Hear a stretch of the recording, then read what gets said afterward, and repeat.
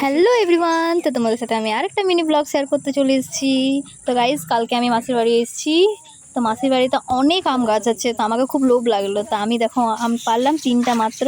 ওটা পেছনেরটা আছে আমার ডার্লিং আছে, এটা আমার বোন আছে যে এত পাতলা তুলতেই পারছে না ভালো করে। তারপর আমরা বললাম চিকেন রান্না করবো। তো চিকেনের জন্য ফার্স্টে পেঁয়াজ কেটে নিয়েছি, মাংসটাকে ধুয়ে নিয়েছি, আদা রসুনের পেস্ট দিয়ে দিয়েছি, টমেটো লঙ্কা আগে কেটে দিয়েছি, লবণ দিয়ে দিয়েছি, তার মধ্যে ধনে গুঁড়ো, লঙ্কার গুঁড়ো, হলুদ করে দিয়েছি, হলুদ দিয়ে দিয়েছি।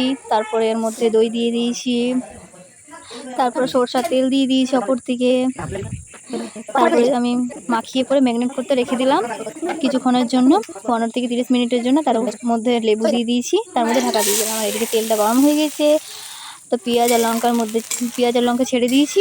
তো চিকেনটা রেডি করেছি আমি, কিন্তু বানিয়েছে আমার বোন, মানে ডার্লিং, মানে আমার মাসির মেয়েটা, ও বানাচ্ছে। তো পেঁয়াজ লঙ্কাটা ভাজানো হয়ে গেছে, তারপর ম্যারিনেট করে চিকেনটা দিয়ে দিয়েছি। তারপর এটা ভাজতে ভাজতে অনেকটাই ভাজা হয়ে গেছে।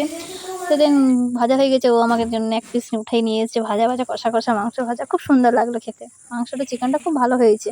এদিকে মাসিকে বললাম, মাসি কলা পাতাতে খাবো, ইচ্ছে করছে। তো মাসি কলা পাতা কেটে নিয়েছে। তো সবাই বললো কলা পাতাতেই খাবো। তো আমি ঠিক আছে, দেখো তোমাদেরকে দেখাচ্ছি কী কী আছে মেনুতে। ভাত আছে, আলু পোস্ত আছে, চিকেন আছে, মাছ আছে, মাছের বড়া আছে, আলু ভাজা আছে, ডাল আছে, আর একটা আম আছে। Thank you so much.